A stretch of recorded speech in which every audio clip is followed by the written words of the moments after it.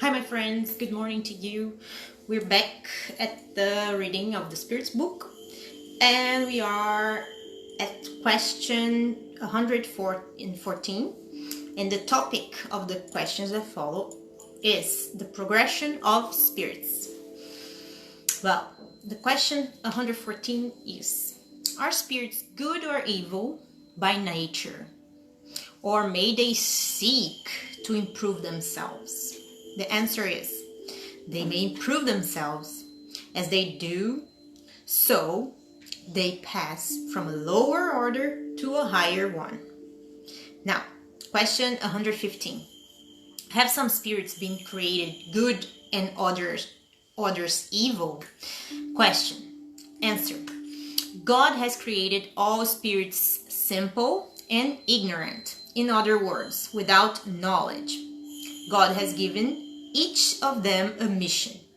It is aimed at enlightening them and progressively leading them toward perfection through knowledge of the truth in order to draw them near to God. In that perfection, they will find eternal bliss without any troubles. Spirits acquire knowledge by experiencing the trials that God has imposed on them. Some humbly accept these trials and thus arrive more quickly at their destiny, whereas others cannot endure them without complaining. Thus, through their own fault, these later ones remain far from the perfection and bliss promised to them.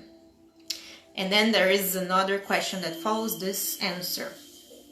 Then are all spirits at their origin ignorant and inexperienced, like children who gradually acquire the knowledge they lack by passing through the different phases of human life? Answer of the Spirit, yes. That is an accurate comparison. How much children improve depends on their behavior. Rebellious children remain ignorant and imperfect. However, human life has an ending, whereas that of spirits extends to infinity.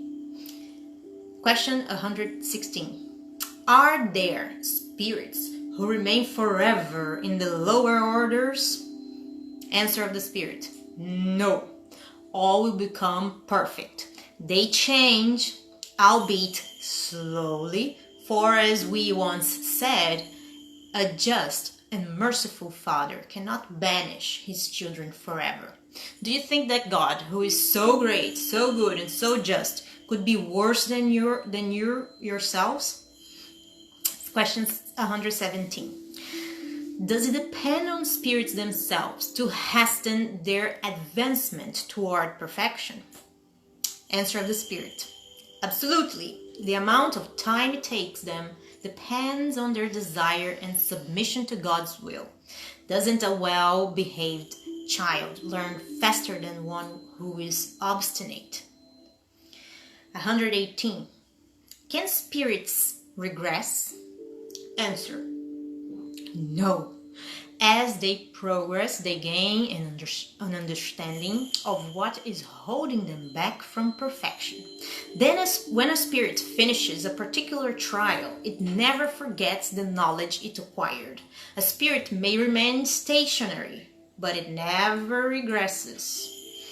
Question 119. Could God exempt spirits from the trials that are required of them to reach the first order? Answer of the spirits. If they had been created already perfect, they would not deserve to enjoy the benefits of that perfection. Where would the merit be without the struggle? Besides, inequality among them is necessary for their personalities to develop, while the missions entrusted to them in the various degrees of hierarchy reside in the designs of providence for ensuring the harmony of the universe. And then there is a note from the author saying, since it is possible for everyone in societal life to reach the highest positions, we might just as easily ask why sovereigns of countries do not make generals of every one of their soldiers, Why all entry-level employees are not made supervisors, or why all students are not professors. There is, however, one distinct difference between societal life and spirit life in that the former is limited and does not always allow everyone to reach the highest degree, whereas the later is unlimited and assures everyone the possibility of reaching the highest position. Question 120. Must all spirits pass through the trial of evil to reach the good? Answer of the spirits. Not evil, but ignorance.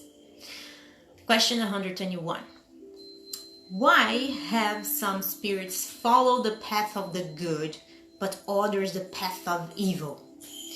Answer of the spirit. Don't they have free will? God does not create any spirits from evil from the start. They are created simple and ignorant, that is, capable of both good and evil. Those who are evil become so through their own will. Question 122. At their origin, how are spirits free to choose between good and evil when they are not yet self-aware? Is there some inner principle or tendency that leads them more toward one side than the other? Answer of the spirit. Free will develops as the spirit acquires self-awareness. There would be no actual choice if it were made by a cause extraneous to the spirit's will. The cause is not within the spirit, but outside, in the influence to which it yields in virtue of its free will. This is the great symbol of the fall of humankind and original sin. Some yielded to temptation, others resisted it. And then there is a question that follows. Where do the influences that act upon spirits come from? Answer.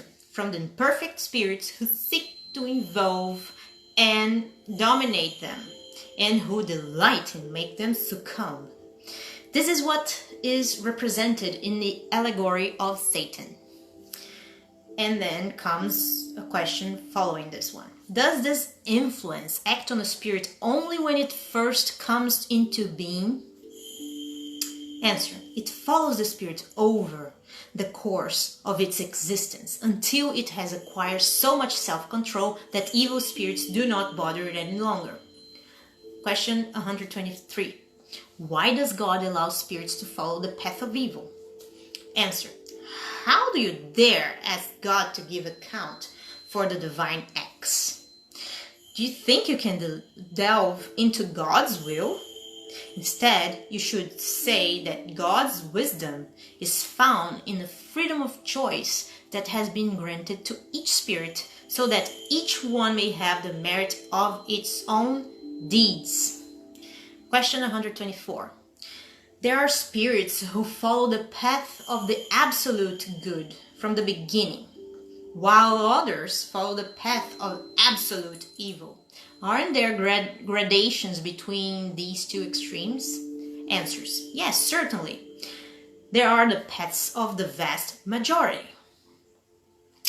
Question 125. Will those spirits who follow the path of evil be able to arrive at the same degree of elevation as the others? Answer. Yes, but the eternities will be much longer for them. And then there's a note under it.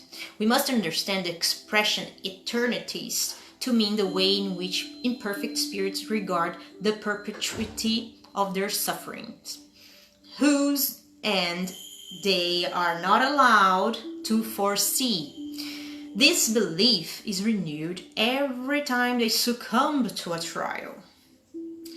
Question 126. In God's sight, are the spirits who reach the highest degree after having passed through evil less meritorious than the others?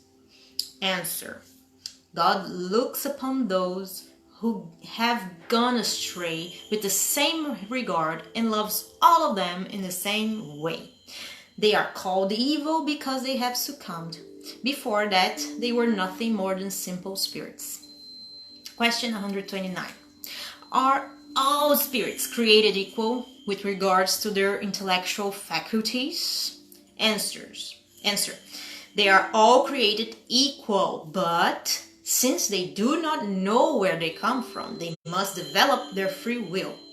They progress in both intelligence and morality at different rates.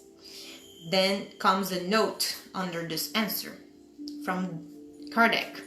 Spirits who follow the path of the good from the beginning are not therefore perfect because of it.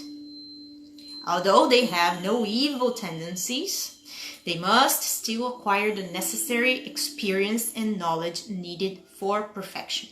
We could compare them to children who must develop and learn no matter how good their natural instincts are.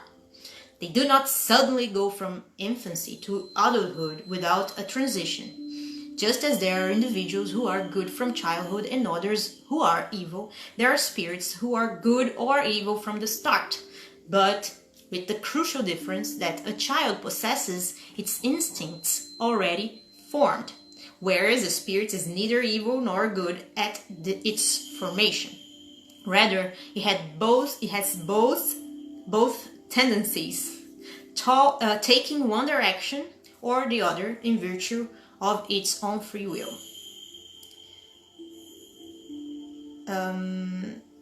Now, angels and demons. Question 128. Do the beings we call angels, archangels, and seraphim form a special category that is different in nature from that of the other spirits? Answer. No. These are the pure spirits, those at the highest degree of the hierarchy and inwardly perfect in every way. And then there's a note from the author. The word angel usually rouses the idea of moral perfection. However, it is frequently applied to all beings, good or evil, that are beyond the human sphere. We say a good angel, a bad angel, an angel of light, an angel of darkness. In this case, the term is synonymous with spirit and is used here to refer to the good beings. Question 129. Have the angels also passed up through all the degrees? And then the answer. They have passed up through all of them, but as we have already said, some accept their mission without grumbling, and thus were able to arrive more quickly. Others took a longer or shorter amount of time to reach perfection. Question 130. If the opinion holding that there are beings that were created perfect and superior to all others from the start is erroneous, how does one explain their presence in the traditions of nearly all cultures? Answer. You need to understand that your world has not existed from all eternity, and that long before it existed, there were already spirits of the highest degree. Hence, people assume they have always been perfect. Question 131. Are there demons in the usual sense of the word? Answer. If there were demons, they would nevertheless be the work of God. But would God be just and good in creating unfortunate beings that are eternally turned towards evil? If there are demons, they reside on your less evolved world and on other similar ones. They are the hypocritical men and women who portray a just God as an evil and vindictive one. They are those who imagine they can please God by the abominable behaviors they commit in the divine name. And then under it there is a note of Kardec. Only in its modern meaning does the word demon imply the idea of evil spirits, because the Greek word daimon, from which it derives, means genius or intelligence and applies to all good or evil incorporeal beings without distinction. According to the common meaning of the word, demons are essentially malevolent entities, but like everything else, they would have to be one of God's creations. God is supremely just and good and could not have created beings predisposed to evil by their very nature and condemned for eternity.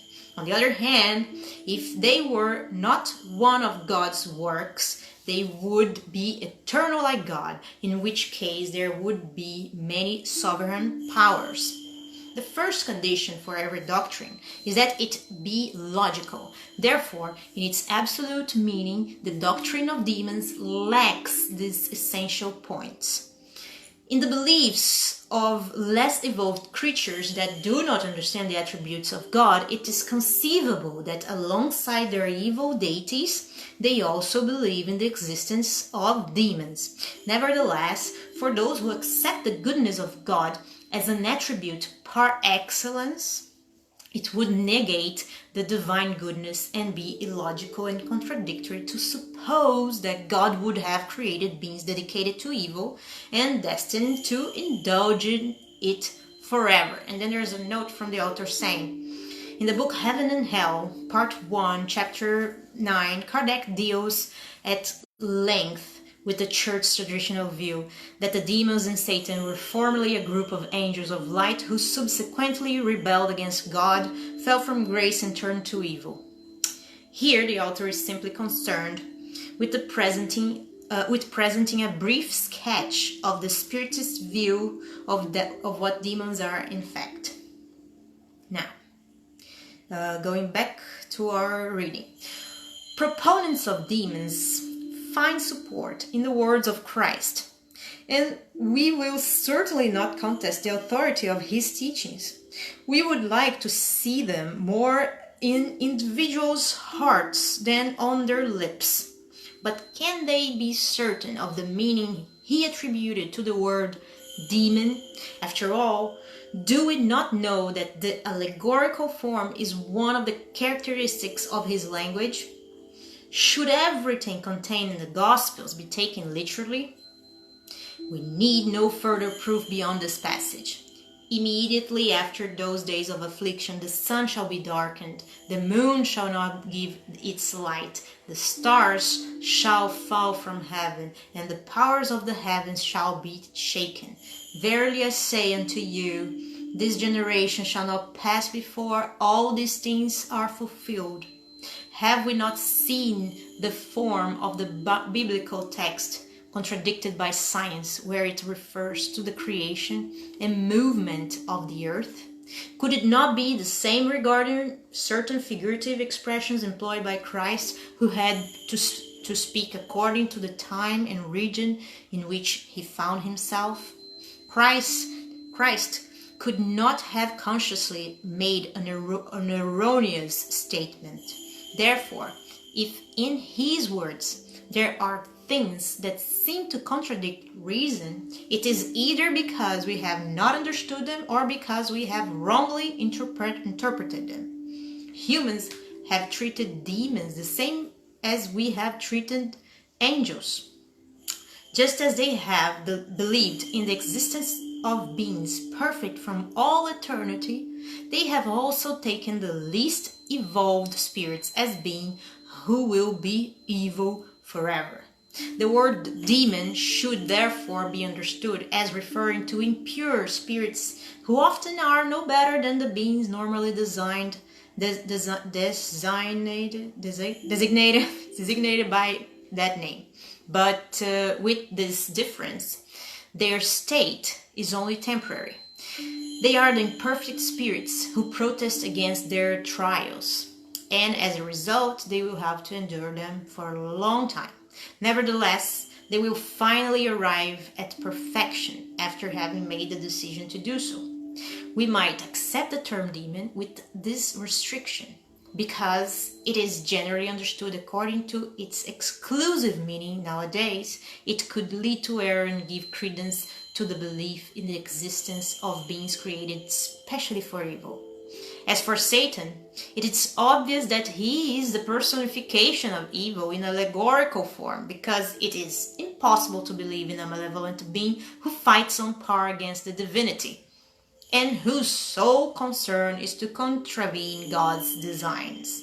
Since humans need images and figures to impress their imagination, they have depicted incorporeal beings with material forms endowed with attributes that portray their qualities or defects.